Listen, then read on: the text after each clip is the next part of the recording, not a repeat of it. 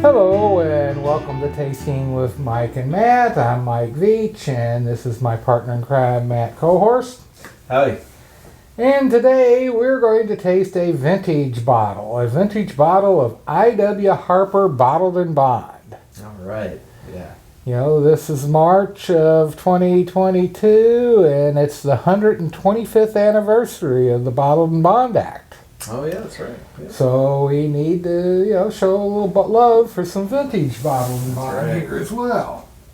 So this was the whiskey was made in the fall of 1973 and bottled in the fall of 1978. So it's a 5-year-old I.W. Harper, distilled at the Bernheim Distillery here in Louisville. Oh, Bernheim. Okay. Yeah. I didn't know that. Yeah. That's awesome. Of course, I.W. Harper was created by Isaac Wolf Bernheim. Oh, okay. And it gets its name because the I.W. stands for Isaac Wolf. Mm-hmm. But he wanted to name a whiskey after himself, but he knew that Bernheim was too German and too Jewish in the 1880s, 70s, and 80s when he created this brand. So what he did is he happened to know at the time one of the big talks was the big race horse Pembroke. Oh, okay. Who was trained and owned by a guy named Harper. So he combined his initial with Harper's last name, thinking that's a good, solid American name, and that's where I.W. Harper comes from. There we go. Wow. And this, like I said, this is a Bottled-in-Bond. Love the screw cap. Yep. So with the corks, it kind of, what would you say with the corks on an older bottle is? Oh, the fill level. We've tasted this one before. Right. Yeah. I think it was one of our Flashback Friday tastings not too long ago. Right. But the fill level on this, when we opened it, was right up to the neck, where as if it had just been bottled the other day. Right. So, but if you have a cork bottle, chances are with something that old, the cork's gonna start to deteriorate, and you're going to lose. And the fill level's not going to be as good. You're going to have a little bit more oxidation and right. such. But this has got that 1970s whiskey nose. It's lots of grain. Mm-hmm.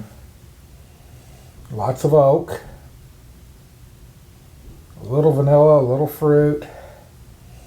Not so much on the spice, on the nose. Yeah, you're right. The fruit is more like an apricot, maybe. Yeah, definitely like a lighter citrus, maybe. Yeah, lighter citrus, maybe. Yeah. It almost smells like spring, almost. Yeah. It's that kind of nose. I don't know how to describe that besides that, but yeah. So let's taste it.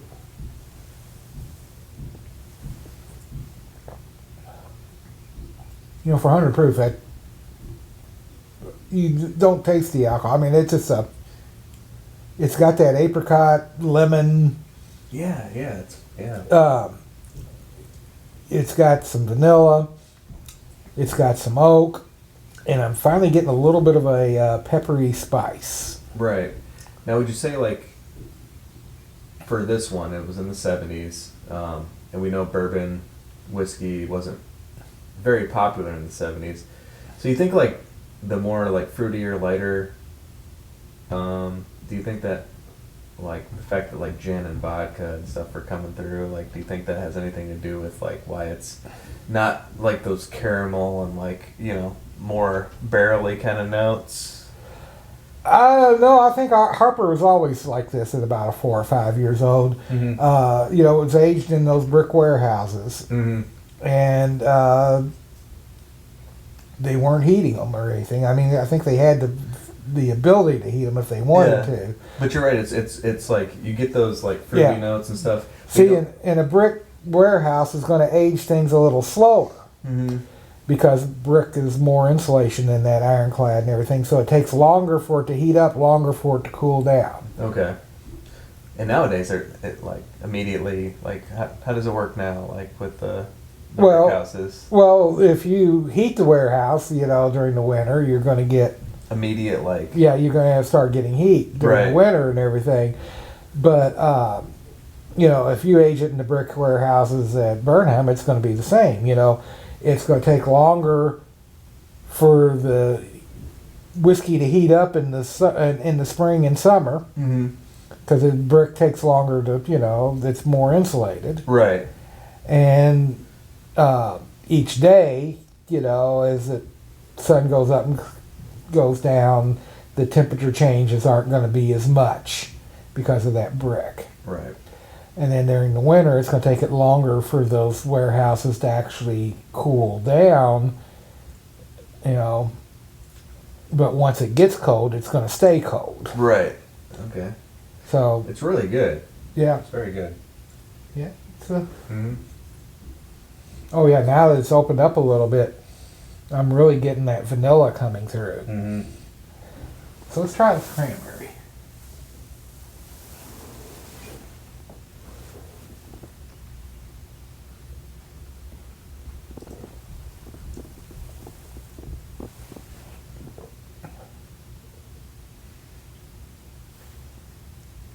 That really brings out that creamy vanilla. Mm-hmm. Yeah. A little bit of that apricot. I mean, Not much spice at all on the taste, but then on the finish, the pepper just boom. Yeah, it explodes. Yeah, there's more pepper than oak on with the cranberry. Yeah, very good. I'm even getting like a hint of strawberry in there too. It's really nice. Yeah. Yeah. Cleanse our palate.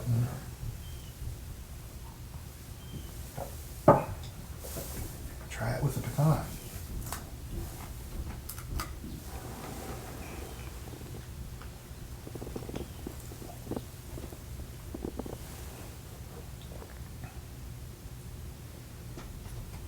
Oh, that really brings out that lemon zest, citrus, apricot. Mm-hmm.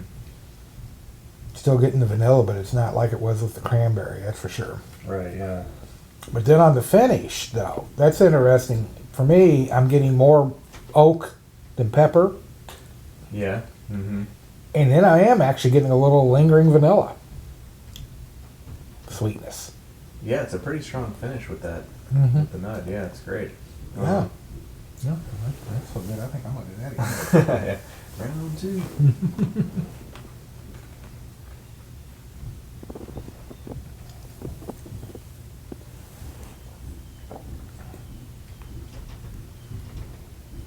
Oh yeah, I could do that all day. Mm-hmm. Oh yeah, that's good. Some good sips there. Yeah. Mm-hmm. Well, we got what, about a third of that bottle left? And we got all day. All right, good stuff. So, cheers. Cheers. I.W. Harper, Bottled-in-Bond.